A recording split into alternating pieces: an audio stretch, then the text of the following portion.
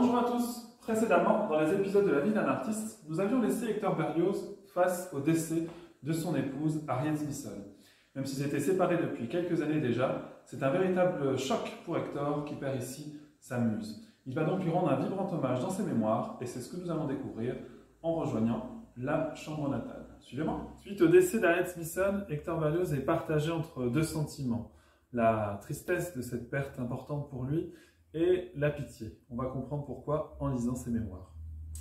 Je n'essaierai pas de donner une idée des douleurs que cet arrachement de cœur m'a fait subir. Elle se compliquait d'ailleurs d'un sentiment qui, sans être jamais arrivé auparavant à ce degré de violence, fut toujours pour moi le plus difficile à supporter, le sentiment de la pitié. Au milieu des regrets de cet amour éteint, je me sentais prêt à me dissoudre dans l'immense, affreuse, incommensurable, infinie pitié dont le souvenir des malheurs de ma pauvre Henriette m'accablait.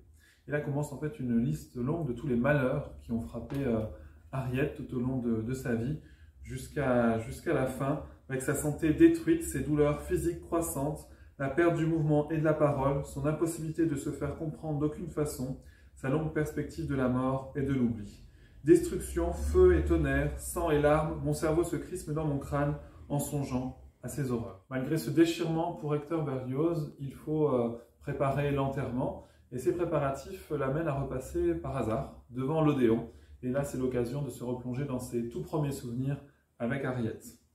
C'est là que j'ai vu Hamlet pour la première fois, il y a 26 ans. C'est là que la gloire de la pauvre morte éclata subitement, un soir, comme un brillant météore. C'est là que j'ai vu pleurer une foule brisée d'émotion, à l'aspect de la douleur, de la poétique et navrante folie d'Ophélia. C'est là que, rappelé sur la scène, après le dénouement d'Hamlet, par un public d'élite et par tous les rois de la pensée régnant alors en France, j'ai vu revenir Henriette Smithson, presque épouvantée de l'énormité de son succès, saluer tremblante ses admirateurs. Là, j'ai vu Juliette pour la première et la dernière fois. Sous ces arcades, j'ai si souvent, pendant les nuits d'hiver, promené ma fiévreuse anxiété.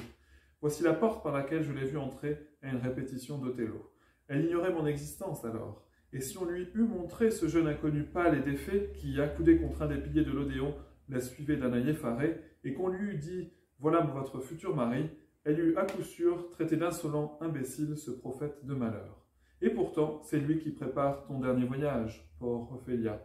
Lui qui t'a tant tourmenté, lui qui a tant souffert par toi, après avoir tant souffert pour toi. Lui qui, malgré ses torts, peut dire comme Hamlet, 40 000 frères ne l'eussent pas aimé comme je l'aimais. Après l'évocation de ces tendres souvenirs, Hector Berlioz nous parle de l'enterrement. Il regrette amèrement que seules quelques personnes viennent accompagner Harriet jusqu'à sa tombe, alors que 25 ans plus tôt, en pleine gloire, c'est tout Paris qui se serait déplacé pour elle. Mais même lui a du mal à accompagner Harriet, comme il l'avoue dans ses mémoires. Celui qui l'aima et qui n'a pas le courage de la suivre jusqu'à sa tombe pleure dans le coin d'un jardin désert, et son jeune fils, luttant au loin contre la tempête, est balancé en haut du grand mât d'un navire sur le sombre océan. Dans le petit cimetière de Montmartre, au versant de la colline, elle repose, la face tournée vers le nord, vers l'Angleterre qu'elle ne voulut jamais revoir. Sa modeste tombe porte cette inscription « Henriette Constance Berlioz Smithson, née à Ennis, en Irlande, morte à Montmartre le 3 mars 1854. » Ainsi disparaît la muse d'Hector Berlioz, comme lui écrit Liszt quelques jours plus tard. Elle t'inspira, tu l'as aimée, tu l'as chantée, sa tâche était accomplie. Et nous terminerons cet épisode sur Harriet par une belle phrase des mémoires d'Hector. Estelle fut la rose qui a fleuri dans l'isolement. Henriette fut la harpe mêlée à tous mes concerts, à mes joies, à mes tristesses, et dont hélas j'ai brisé bien des cordes.